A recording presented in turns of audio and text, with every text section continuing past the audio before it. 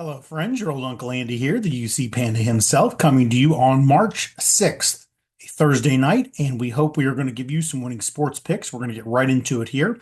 The games will be starting shortly, so we want to get you the information so you can hopefully get to the betting window.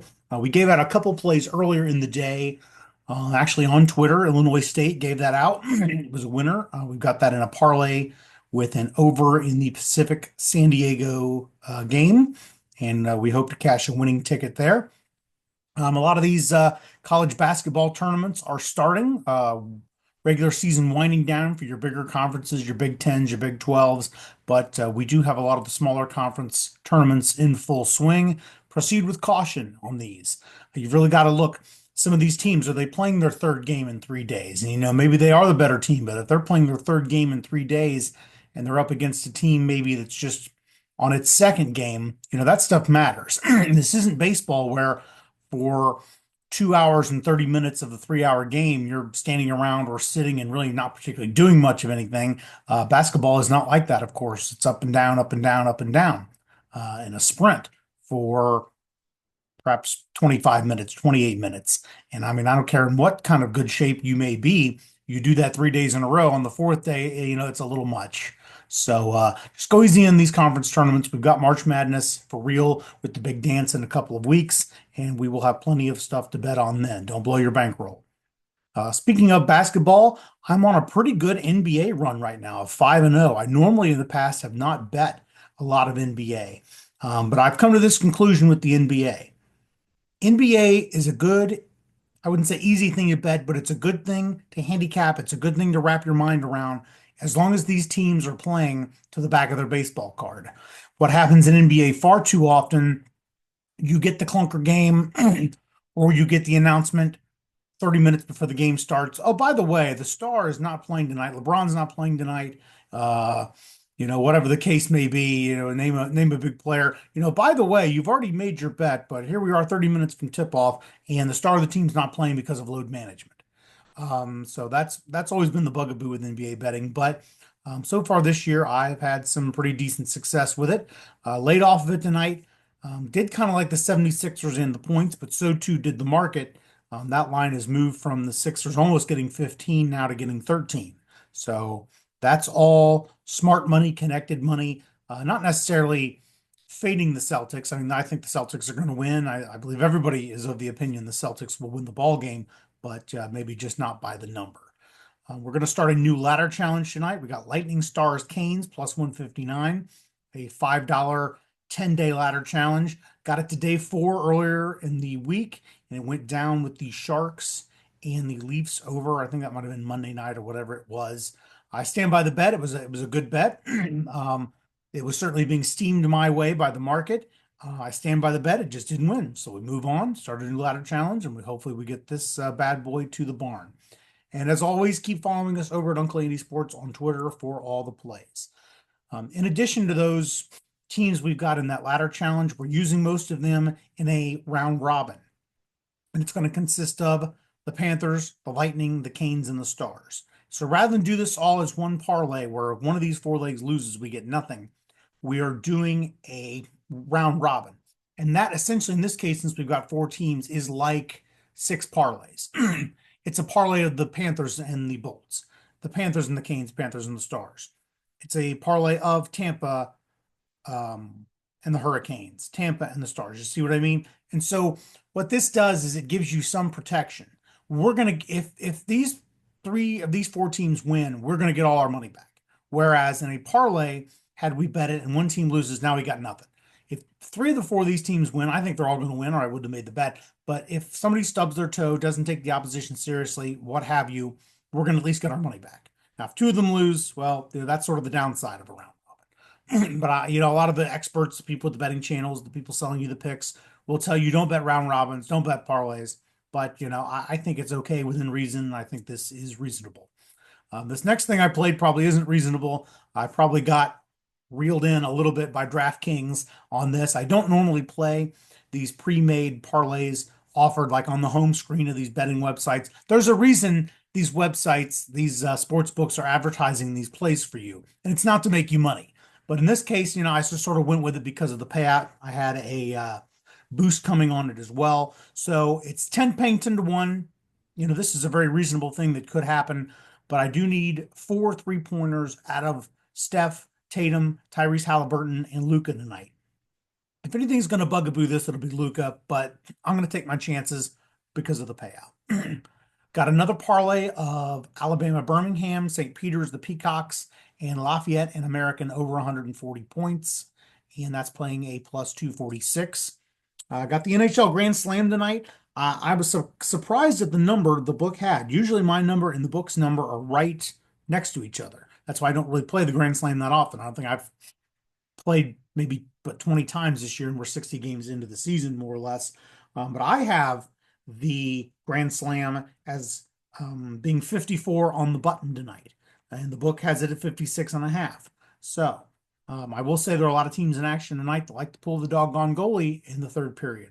Tampa, Columbus, Philadelphia, all these teams. But, I can only go by where the data leads me. And another reason I love the under tonight is if you look at the aggregate of the last games of all the teams in action tonight, the average number of goals for everybody playing in the last 5 comes out to 5.87 goals per game, and that only adds up to 52.8 goals. So I really do love the under tonight, and it is juiced a little at the minus 120 price.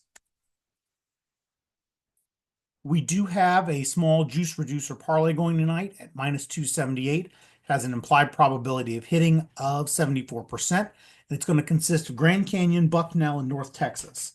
I'm rolling the dice a little bit with Bucknell. They're only laying 8. I'm really confident about Grand Canyon, North Texas. Not worried about that. Not even worried about Bucknell, but certainly they were only laying 8. And so maybe a little more of a dicey proposition. I've got them winning the game by 8. I think you could lay the 8 if you wanted to. But Bucknell, they have won 9 of their 10 last games overall, and they have won the last 4 meetings, including one this year against Loyola, Maryland. As far as the rankings are concerned, Bucknell is ranked 215 in the country, and Loyola, Maryland is ranked 312, so almost 100 spots separating these two teams. I'm going to go with it. I'm going to hope I'm not wrong. I'm going to hope that I'm not wrong. I wouldn't steer anybody wrong on purpose. I'm putting my money up on this, and that's another thing. On all these plays here, unlike some pick sellers and these characters on Twitter and whatever, these are all bets that I've played.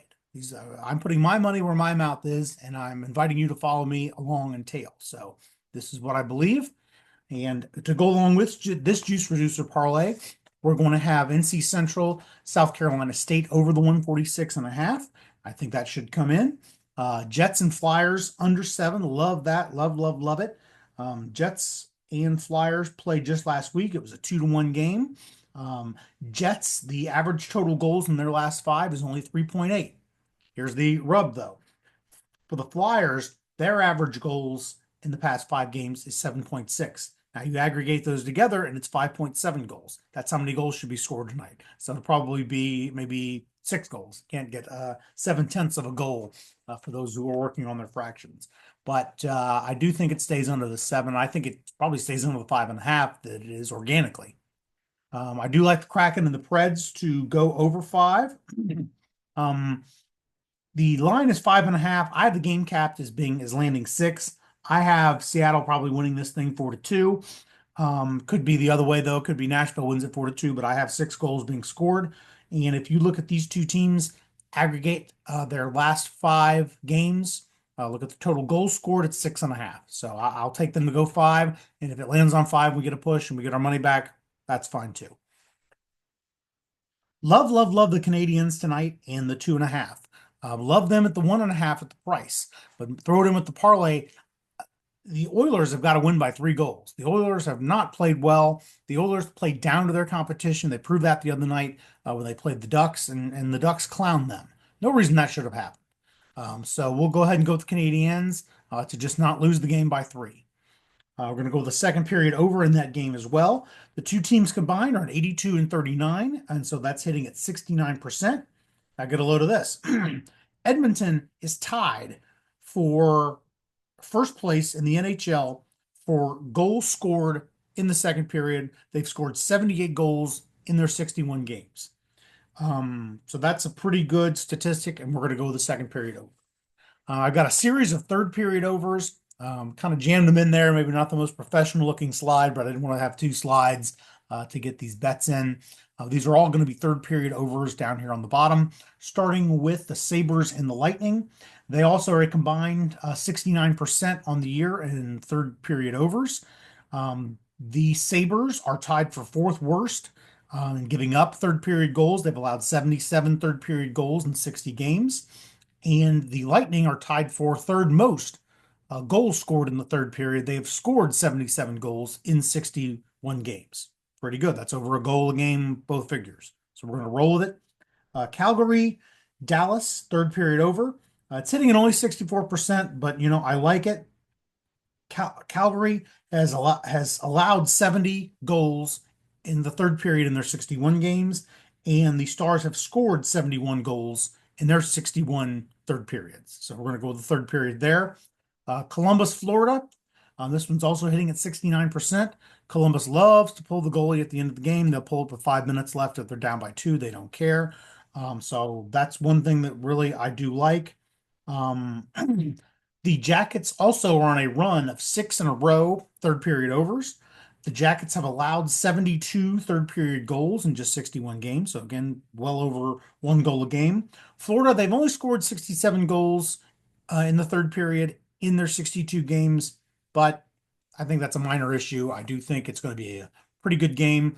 Jackets just in kind of a letdown spot the other day against Tampa, coming off that big stadium game. There were Ohio State plays against Detroit on Saturday night. It was just a letdown spot. I think it'll be a much better game tonight out of the Jackets. I think Florida wins. I think it's close, and I think we see an empty netter at the end to go ahead and put this over the third period, 1.5. Last but not least, we've got the Sharks and the Colorado Avalanche. They're hitting at 66% in third period overs. Sharks are tied for second worst in the NHL. They've given up 82 third period goals in just 63 games. And Colorado is tied for second best in third period goals that being scored. They've scored 80 third period goals in only 62 games. So again, this should come through. A word of advice about this game: don't be the guy that's laying 475 with Colorado. There's no reason for it. These are professionals. The NHL, in many respects, like the NFL, there's quite a bit of parity. I mean, of course, the Chiefs will beat the New York Giants most of the time, but if they played 100 times, the Giants are going to maybe do something miraculous and win 3 of those games. Same thing in the NHL. Sharks and the Avs could play this game 10 times. Sharks probably only win 1 or 2 of them. Tonight might be the time that they win the one of the 2 games. And to lay minus 475, in other words, to risk almost $5 to win $1 on this, it's just not a good idea. And please don't do it. And I really wouldn't even advise that you throw these into your parlays. These are professionals here. I'd hate to see you lose a 5, 6, 7 leg parlay. It's going to pay you something pretty, and then you lose it on a minus 475 on the Avs, and it really wasn't even adding all that much to your parlay that you put all this work in. So it's my free advice. Let's get everybody to the window, and if you tail me to the window, we will cash tickets together. Have a good night, everybody.